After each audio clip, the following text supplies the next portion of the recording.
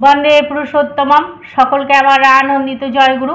আজ ইষ্ট কথায় আমরা আলোচনা করব মানুষ এত দুঃখ কষ্ট পায় কেন, এত পুজো অর্চনা করে তারপরেও মানুষের এত দুঃখ কষ্ট।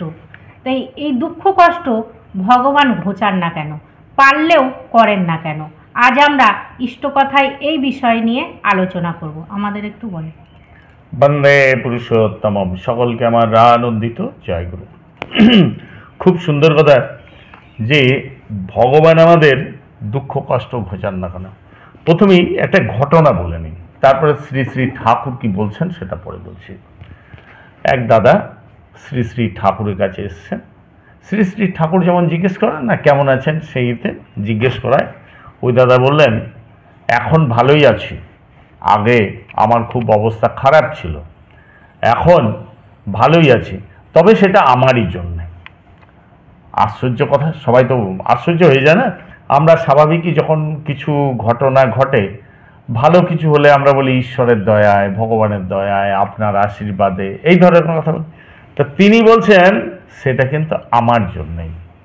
তা শ্রী শ্রী ঠাকুর খুব খুশি হয়েছেন, খুব একটু হেসে মুখ বললেন, তা কেমন করে? দাদা ওই দাদা তখন বলছেন, আমার খুব দুঃখ কষ্ট ছিল, আমি দীক্ষা নিয়েছিলাম, কিন্তু আমি কিছু করতাম না। আর আমার এই ঋত্বিক দাদা আমার বাড়ি যেতেন আর বারবার করতেন যে এই ইষ্টভৃতি করার জন্য, থানকুনি পাতা খাওয়ার জন্য, আমাদের রেগুলার এইটা অভ্যাসগুলো করার জন্য, ভোরবেলা প্রার্থনা করার জন্য বারবার যেতেন আর বারবার বলতেন। তা আমরা করতাম না, শুনতাম না। তা যখন খুব এরকম অবস্থা খারাপ, তখন দেখলাম না, আসছে মানুষটা, কথাটা শুনেই দেখি। তারপরে আমরা ইষ্টভৃতি করা শুরু করলাম, প্রার্থনা শুরু করলাম, থানকুনি পাতা খাওয়া শুরু করলাম। আর আস্তে আস্তে দেখি আমাদের যে অভাব অনটন, রোগ বাগ, যেসব খারাপ জিনিসগুলো ছিল ধীরে ধীরে কমে যেতে লাগলো, এবং আমরাও বেশ ভালো করে এইগুলো করতে লাগলাম, এবং আরও যাজনে মানুষের কাছে যাজনে বেরোতে লাগলাম। তা এখন খুব ভালোই আছি। তা তখন শ্রী ঠাকুর কেষ্টদাকে বললেন, কেষ্টদা, এই নিয়ে বাইবেলে কি একটা কথা আছে না এই ধরনের? তা তখন কেষ্টদা বলছেন যে হ্যাঁ, বাইবেলে আছে। ভগবান বলছেন যে যে সব কিছু ত্যাগ করে তাকে নিবেদন করে, ভগবান তাকে শতগুণে ফিরিয়ে দেন। শ্রী শ্রী ঠাকুর বলছেন, আমি বলি কি মনি, তুমি যদি ওই শতগুণে না পেয়ে থাকো তাহলে একা নাও করনি। আসল জিনিস হচ্ছে করে পাওয়া, কর্মের জগৎ। তা এই প্রশ্নটা শ্রদ্ধা সরোজিনী মা শ্রী শ্রী ঠাকুরকে প্রশ্ন করছেন, আমি ভাবি ভগবানও মানুষের কষ্ট ঘোচাতে পারেন না কেন, বা পারলেও ঘোচান না কেন? শ্রী শ্রী ঠাকুর বলছেন, এর জন্য ভগবানকে লাগবে কেন? মানুষ নিজেই যদি দুঃখ থেকে ত্রাণ পেতে চায় তাহলেই তো পেতে পারে। ভগবান এমন কোনো বিধান করেননি যার জন্য মানুষের দুঃখ পাওয়া প্রয়োজন। মানুষ সে প্রয়োজন সৃষ্টি করে অনেকখানি চেষ্টা করে, অর্থাৎ বিপথে চলে। অর্থাৎ মানুষ যে দুঃখ পায় তার কারণ হচ্ছে বিপথে চলা। দুঃখ যদি যখন আসে তখন যদি তা থেকে ত্রাণ পেতে চায় এবং তার ইচ্ছাটা যদি আন্তরিক হয় তাহলে সে পথও তার খোলা। কিন্তু ভগবানের রাজ্যে একটা বিধান এই যে মানুষ করার ভিতর দিয়ে যা চায় ভগবান তা মঞ্জুর করেন। সেই জন্য করার ভিতর দিয়ে যদি কেউ দুঃখ অর্জন করে থাকে তা তিনি নাকচ করে দিতে পারেন না। উল্টো রকমের করার ভিতর দিয়েই তা নিরসন করতে হবে তাকে। অর্থাৎ মানুষ এই যে দুঃখ পায় সে তার করার ভিতর দিয়ে, সে দুঃখ পাওয়ার জন্যই সেই কর্ম করে এবং সেই দুঃখ পায়। আর সেটা থেকে রেহাই পাওয়ার জন্য যা করেছে তার উল্টো রকম করার ভিতর দিয়েই তা নিরসন করতে হবে। করা ছাড়া শুধু বলা বা ভাবাকে তিনি আমল দেন না। তুমি যে দুঃখ চাও না, আচরণের ভিতর দিয়ে তার পরিচয় দিতে হবে তোমাকে। তবে সব সত্ত্বেও জীবের প্রতি তার অশেষ দয়া, তাই পৃথিবী টিকে আছে, টিকে থাকে। মানুষ যদি দেখা যায় যে সত্যিই কত শাস্তি, কত দুঃখের কারণ ছিল, কিন্তু ভগবান তিনি দয়া করে মানুষকে রক্ষা করেন। মানুষ ভগবানের প্রতি উন্মুখ হলে তার সুবিধা এই হয়, এইটুকু যে সে তখন যেন এক উন্মাদনার মধ্যে থাকে। সাধারণ দুঃখ কষ্ট তাকে ততখানি অভিভূত করতে পারে না। আনন্দের বোধ তার এতখানি থাকে যে দুঃখ যেন তাকে পেয়ে বসতে পারে না। তাছাড়া সব সময় ভগবৎ সেবার বুদ্ধি থাকে বলে দুঃখ কষ্ট ও দুরবস্থাকেও তার সেবায় লাগিয়ে দেয়, তাই সে ঘায়েল হয়ে পড়ে না। মন্দের ভিতর দিয়ে যতখানি ভালো আদায় করা যায় সে তাই করে। বিষকেও সে অমৃতে পর্যবসিত করে তোলে। ভক্তি বড় জবর মাল, তা মানুষকে বুদ্ধি যোগায়, শক্তি যোগায় অসাধারণ। আর দুঃখ মাত্রই কিন্তু খারাপ নয়। এক দুঃখ হলো প্রবৃত্তি কর্মের জন্য, আর এক দুঃখ হলো তপস্যা কল্পে।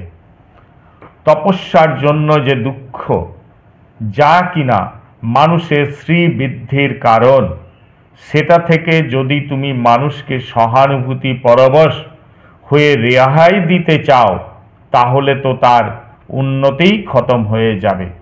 ধরো পাশ করার জন্য খোকার অনেক খেটে পড়া লাগবে, এই খাটুনির একটা কষ্ট আছে। তুমি যদি ভাবো বাছার আমার এত কষ্ট কি করে সয়, অত করে কাজ নেই, তাতে যা হয় হবে, তাহলে তো ও মুখ্য হয়ে থাকবে। উন্নতি লাভ করতে গেলেই তার জন্য কঠোর তপস্যা চাই। আমার ইচ্ছা করে প্রত্যেকটা মানুষ দুরন্ত তপস্যার উপর থাক। এতে মানুষের যত কষ্টই হোক, শরীর যদি ঠিক থাকে তবে দেখে আমার আরামই লাগে। কষ্ট করার অভ্যাস আমাদের কমে গেছে, আমরা আয়েসি হয়ে গেছি। এই জড়তা কাটাবার জন্য মানুষকে অনেকখানি চাপের উপর রাখা প্রয়োজন।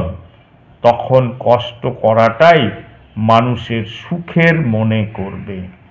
যদি দেখা যায় পরম দয়াল শ্রী শ্রী ঠাকুরের সেই সময় যে কর্মীরা, শ্রদ্ধেয় কেষ্টদা, শরৎদা, পঞ্চানন্দা, এইসব বড় বড় মানুষগুলো, শিক্ষিত মানুষ, ভালো ভালো চাকরি ছেড়ে শ্রী শ্রী ঠাকুরের আশ্রমে যোগদান করেছেন এবং কঠোর পরিশ্রম করেছেন। তারা সেই কঠোর পরিশ্রমের মধ্যেও একটা প্রচণ্ড আনন্দ অনুভব করেছেন।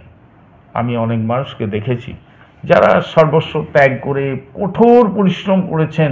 সেই মাটি কাটা থেকে ভালো ভালো মানুষ, যে মাটি কাটা থেকে শুরু করে সেই ঘর তৈরির কাজে লেবারের কাজের মতো কাজ করেছেন, আবার এত সৎসঙ্গের যে অ্যাডমিনিস্ট্রেটিভ কাজ সেই সবও সামলেছেন, কলেজ সামলেছেন। তার মধ্যেও কিন্তু তারা প্রচণ্ড সুখে ছিল, আনন্দের দিন। অনেক সময় খাবারও জোটেনি, তা সত্ত্বেও কিন্তু তারা খুব আনন্দ ছিল। আর এই যে আমরা মুনি ঋষিদের যাদের দেখি, তারা কি করেছেন, এত কঠোর পরিশ্রম করে এত সাধনা তো করতে হয়েছে, সেটাও যদি দেখি আমরা কষ্ট। মানুষ স্বাভাবিকভাবে একটা মানুষ কতক্ষণ একভাবে বসে থাকতে পারে, 2 ঘন্টা 3 ঘন্টা বসে থাকতে পারেন, কিন্তু একটা মানুষ দীর্ঘদিন সাধনা করে গেছেন, এটা কি কম কষ্টের? কিন্তু যারা সাধক, এই যে যখন মন মজে যায় সেই সাধনায়, বা কোনো কাজে, তখন সেই জিনিসটা কষ্ট বলেই মনে হয় না। যখন পড়াশোনা করতে হবে, কঠোর পরিশ্রম করতে হয়, রাত জেগে পড়াশোনা করে তবে তো সে একটা সিদ্ধি লাভের পথে আসে। কিন্তু এই করতে করতে, কঠোর পরিশ্রমে পড়াশোনা করতে করতে যে পরিশ্রম, সেটা তার কিন্তু মনেই হয় না। পরবর্তীকালে তার কিন্তু একটা অভ্যাসে হয়ে দাঁড়িয়ে যায়। তখন কিন্তু এই যে ক্লেশ সুখপ্রিয়তা, এই জিনিসটা হয়ে যায় মানুষের। তাই আর আমরা যে দুঃখ পাই বলছে না, কষ্ট দুটো রকম হতে পারে। একটা হচ্ছে প্রবৃত্তির বশে পড়ে কষ্ট, সেটা তো দুঃখের সীমা থাকে না। আর একটা হচ্ছে তপস্যার কষ্ট। তপস্যার কষ্টটার মধ্যে একটা কিন্তু আনন্দ আছে, কাজের মধ্যেও আনন্দ আছে। আর প্রবৃত্তি বশে পড়ে যদি মানুষ কষ্ট পায়, সেটা তো কষ্ট ডেকে নিয়ে আসছে, সে কষ্টটা। আর তার জন্য উপায়, উল্টো পথে চলে সেটাকে পাপের প্রায়শ্চিত্ত বলে, সেই জিনিসটা করতে হয়। তাই ভগবান মানুষকে কষ্ট দেন না, মানুষ ইচ্ছা করে ভগবানের কাছে এইভাবে কর্ম দ্বারা প্রার্থনা করে কষ্টটা নিয়ে আসে। ঠিক আছে? তাই ভগবান আমাদের কষ্ট দেন না, তিনি কষ্ট লাঘব করার জন্য যুগে যুগে অবতীর্ণ হন, আমাদের সেই সুখের, শান্তির, স্বস্তির পথ দেখান। সেই পথে যদি আমরা চলি, আমাদের কোনো কষ্টই থাকে না। ঠিক আছে? জয় গুরু। জয় গুরু। বন্দে পুরুষোত্তম।